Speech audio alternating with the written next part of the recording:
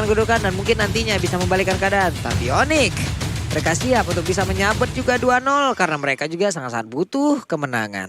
Yes, kita langsung loncat aja ke Land of Dawn untuk yang game yang potensi. Game terakhir di match yang pertama. Jika Freak Out tidak memaksakan game yang ketiga, kita lihat saja pertarungan untuk saat ini. Ya, Vimonov dan juga Fabian sama-sama purple ya tentunya sebagai assassin. Cuman kita lihat tampaknya Risk dan kawan-kawan gak langsung nempel ke gold lane. Cuman malah Kufranya yang kasih info. Udah berdiri di bush yang sangat-sangat kritikal dan ya 2 melawan 2 di bagian atas. Oke. Tuh lihat Diginya udah rotasi ke atas. Yang di tengah udah dibiarin kayak begini aja. Yura dan juga Kizuto mereka akan bertarung fight 1v1 situation. Tapi Riz dan juga Desatoru berada di satu lane yang sama akan sangat berbahaya. Sangat-sangat berbahaya dan untuk saat ini cukup apa ya kalau lihat dari komposisi emang dengan adanya Lancelot. Lihat emblemnya bahkan killing spree berarti sebenarnya bukan utility ya. Emang nyari fight, nyari kill nih sebenarnya Vimornov. Cari chain kill sih lebih tepatnya. Ya. Emang momen cepet aja tuh. Ih, time bombnya coba. Ganggu banget kalau nggak ada Kufra itu. Apa kabar itu Beatrix? Oke, kita lihat aja balik lagi dengan adanya ya. Tadi kita bilang Vimornov dengan killing spree. Aku expect banyak flashy plays dari tim Onyx. Cuman kita lihat masih cukup pelan temponya Fabian dengan retributionnya. Di bagian atas tampaknya akan menabrak seorang Vimornov. Bentar lagi. Ini tapi dari Fabian tadi mencoba untuk maju dan harus menggunakan Tempest of Blast.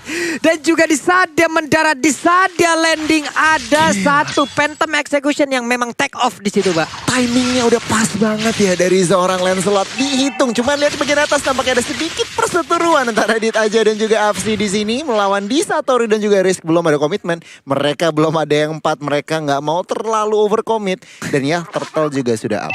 Ini Beatrix ngelihat ada time bomb, ada kelinci, ada lagi kupa gitu ya. Ini ente kadang-kadang ente nih memang ente kadang-kadang. Jangan dulu.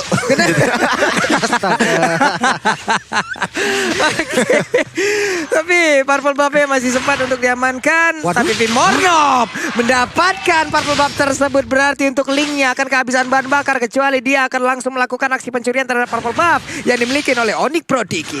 Ini rotasinya udah kalah banget ya. Oke. Jans udah memberikan informasi. Cuman Link tanpa Purple Buff gak mau terlalu gambling. Kita lihat Fenrir melawan Jans. Sehingga ya Turtle cukup nyaman. Apa yang Lim lihat nih 3 menit pertama? Tapi nggak di-trade juga sama Purple Buff. Ini rugi banget sih. Kayak biasanya kita lihat di mana Turtle diambil, ditukar gitu kan sama Purple Buff lawan, dicuri balik.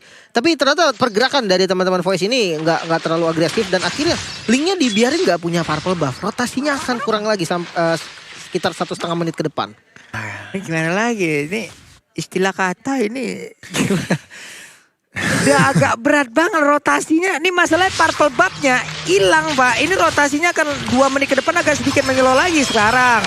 Udah ada time generation dikeluarkan. Berarti tadi tidak akan ada efek yang masuk ke dalam tubuh dari pemain Onyx Prodigy. Namun di bagian belakang mereka 1, 2, 3, 4 player bahkan bersembunyi di dalam satu rumput yang sama loh. Ya, ini Onyx Prodigy neken terus. Bahkan gold shield di bagian atas sudah hilang. Dari emblem ada yang signifikan gak, Lim? Sebenarnya dari Digi sih yang tadi aku pikir dia bakal pakai emblem mage gitu kan, emblem mage dengan impurage-nya. Tapi ternyata dia pakai emblem support dan dengan avarice-nya ya. Dengan adanya tambahan lari otomatis Diginya lebih fleksibel lagi nih untuk naro-naro bom di depan. Dan ada juga dari regen hybridnya membuat mana dari Diginya bisa lebih sustain. Yep. 3 menit 50 detik. Inilah estimasi mereka untuk mendapatkan langsung ke arah 1 turret. Berarti berhasil sejauh ini penggunaan ataupun gameplay yang mereka keluarkan antara Popolen Kupa dan juga Digi. Eksekusinya sesuai dengan game plan ya. Kita lihat rotasi dari Freak Out mereka memang agak sedikit behind. Lihat perpandingan level dari Vimornov dan juga Fabian tertinggal 1 level. Dan di bagian bawah. Waduh, itu dia. Tidak sempat lagi untuk Popolen Kupa walaupun dia mengaktifkan juga ke arah sprintnya. Namun Fabian tertarik dengan reverse time di area yang berbeda. Untuk Yuranya berhasil kabur pula dengan flicker yang dia gunakan. Dan juga ada satu spell farm yang sangat-sangat tinggi di dalam tubuhnya. Sangat bijak. Tadi Black Shoes diamankan oleh Yura. Ultimate dari seorang Lilia tadi pas di aman Yura ya. Jadi sedikit tertangkap tadi sama Kufranya. Cuman gak masalah dengan Black Shoes dia masih bisa mundur. Turtle sudah up, tetap Onyx Prodigy. Mereka ahead dalam rotasi. Cuman kita lihat ya, Freak Out tampaknya tidak ingin memberikan ini secara gratis. Waduh, Dit aja tuh lompat tadi. Tyrant Revenge-nya connect tapi dia mundur kembali. Sementara untuk Fenrir tidak bisa ngegas sejauh ini. Popoleng Kupa berhasil mendapat pula ke arah turtle tersebut. Dikasih begitu aja ya, cuman ya di sini ya harus berhati-hati. Yura zoning, mereka mau baut saatnya dan lihat damage sakit, dari Pak. Yura. Kaget sedikit, tetapi Dilot masih bisa kabur dengan flicker ya. Lah kok gua ngelawan diri gua sendiri gitu. Tiba-tiba kadang-kadang. Aduh, what? Sakit Pak Fenrir Pak. What? Gila, Yuto di sini terpaksa menggunakan Flexius dan Yams Ini masih bener-bener. bisa kabur ya. Ini tiap lane yang dimiliki oleh pemain dari Voice digerebek habis-habisan loh, Pak. Iya. Gila. Maksudnya Matrixnya tuh nggak dapetin landing early yang bagus gitu kan. Tiba-tiba turretnya udah hancur, dituker, tapi tiba-tiba yang ngisi Pakito.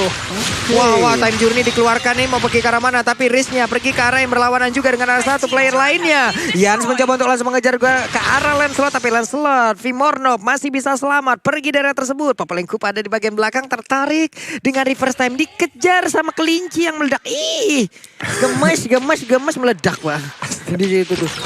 Waduh, oke kita lihat di bagian tengah ini. Semua outer turret dari Freak Out sudah tumbang strukturnya. Dan bahkan di bagian bawah strukturnya tampaknya akan tumbang. Freak Out tidak mampu ngedefend. Oh, lihat pertandingannya. Lihat Vimornov dengan agresif momennya.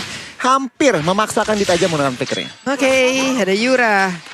Sendirian aja tapi mereka balik lagi menuju ke arah tengah. Sementara di bagian atas pergerakan Pakito dan Link mereka masih beradu aja di dalam satu lane. Cuman tadi ada satu pukulan merahnya yang memang masih miss. Iya, itu kalau kena sakit banget sih itu kan. Ini Phantom Execution-nya connect lagi dong. Sementara time journey-nya connect pula. Ini membuat mereka kehilangan momentum lagi. Dan Fabian mau pergi ke arah mana? Ada Kupa di bagian belakang. Masih bisa selamat dan juga pergi dari tersebut. Plus ada satu stiker.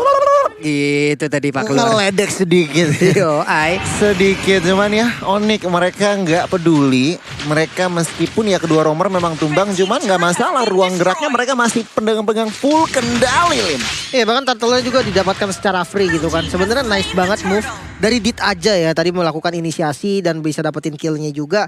Cuman karena memang perbedaan goldnya sih yang bikin damage follow up-nya jadi nggak terlalu masuk ke dalam. Ya setuju. Mestinya apa ya Dit aja kalau lagi situasi kayak gini gak bisa terlalu inisiasi sih Lim kayaknya ya. Mereka lagi behind, oke, mereka lihat musuh ada di G gitu kan. Gak bisa terlalu maksa fight, mereka main cover harusnya. Lebih ke arah cover kayaknya. Ya lebih ke arah panis yang offside sih. Kayak mungkin nanti dari Vimornov atau dari Fenrir gitu kan. Yang terlalu depan itu langsung panis. Plus mereka juga harus nge-trigger dulu Pak time journey-nya. Namun untuk kali ini Pakitonya itu dia yang baru saja kita sebutkan ataupun dijelaskan Lim tadi ya. Kejadian langsung. Yang overextend yang salah main pick off. Dan itu yang Freak Out harus andalkan sebenarnya. Dengan Kupranya nggak bisa kalau paksa 5 lawan 5 lawan Digi. Agak sulit sebenarnya. Cuman ya pelan-pelan tapi pasti Freak Out. Mereka tertinggal 4.000. Kita masih banyak PR yang harus dilakukan sebenarnya untuk dari Freak Out-nya. Bergerak ke 5.000. Wah kan udah ini perbedaannya. Tapi Apsi udah dengan mode Weskernya berarti harus bermain dengan jarak dekat pula. Tapi terlihat ada Desatoru dan juga pergerakan dari Lancelot-nya. Bagus banget. Satu hit terakhir. Patrick-nya masih bisa bertahan, masih bisa kabur. Namun untuk kali ini Dairon tertinggal di bagian belakang. Dikeroyok habis-habisan dan lenyap sudah. Belum mau berhenti. Coba lihat sangsing. Dan double kill berhasil didapatkan oleh Popoleng Kupa. Luar biasa, bahkan base turret sudah hancur tanpa adanya Lord di bagian atas. Freak Out mereka semakin tercekik dan tampaknya Onyx mereka tidak mau berhenti di situ. Mereka masih kasih pressure, masih kasih tekanan sambil menunggu Lord yang pertama hadir. Freak Out Esport mereka makin lama makin ketinggalan. Udah ini bisa jadi dengan Lord yang pertama. Dua base turret lainnya udah gondrong. Udah gundul juga Pak jadi apa. Udah kebalik. Kebalik. Bener banget tapi ya. Kalau misalkan kita lihat dengan adanya Popol juga. Jadi objektif gameplay dari Onyx ini bakal maksimal banget nih. Bahkan dari Lord pertamanya. Mengingat base turret di bagian top lane udah nggak ada lagi. Yap. Ini sebenarnya kalau lihat dari Vimornov-nya sendiri ya. Ini puncture-nya nggak berhenti-berhenti Pak. Nggak cooldown loh. Dari tadi selalu di puncture-nya, skill satunya tuh selalu dipertahankan. Dan ya third Lord sudah up. Mereka nggak pakai lama, nggak pakai nunggu, langsung ke arah Lord. Dan bahkan Freak Out nggak ada waktu untuk respon. Mereka tahu dari segi ekonomi mereka tertinggal ya, damage outputnya tidak akan maksimal. Jauh banget lo beda ini udah bergerak angka 8.000 loh lagi Hampir bedanya. 10.000 ini. Hampir 10.000 ini baru menit ke wow 9. mau masuk ke 10 10 udah. ya. Ngilu banget. Di sini ada perbedaan berapa item, ada perbedaan atribut yang begitu jauh. Sulit Pak, damage-nya berganda-ganda. Beda Pak. segini 1,5 item biasanya per orang ya. Iya. Kecuali roamer dan ya kalau misalkan kita lihat dari itemnya juga Ice Queen One dan Enchanted Talisman untuk Kizuto. Kita hitung dari defense high ground-nya dulu deh. Untuk clear hero-nya dia punya Beatrix, udah jadi BOD, udah jadi Malefic Roar. Oke. Untuk nge-clear sebenarnya bisa gitu kan, tapi ditabrak sama Lancelot. Pertanyaannya bisa atau enggak untuk selamat. Dengan adanya Hunter Strike, adanya War X sama Endless Battle, damage-nya ini udah nggak main-main lagi nih Pak dari Vimornov juga. Nah itu dia, kita lihat bagaimana pergerakan dari Lancelot. Akankah sangsing lagi karena udah ada Tyrant defense. Tyrant Rush namun dibalaskan juga dengan ada satu time Juni. Namun untuk kali ini udah dengan best yang dihancurkan. Phantom Solution mulai maju ke bagian depan. Lordnya begitu free. Tapi seorang diri untuk Ultranya nggak kuat lagi menampain dan damage yang dikeluarkan. Fabian mencoba untuk kabur ke bagian belakang dan juga Lilia memiliki ke arah mana. Satu hit terakhirnya masuk juga ke arah suatu pungkuknya. Tapi untuk Patrick hanya bisa melihat dari kejauhan dan dua dol.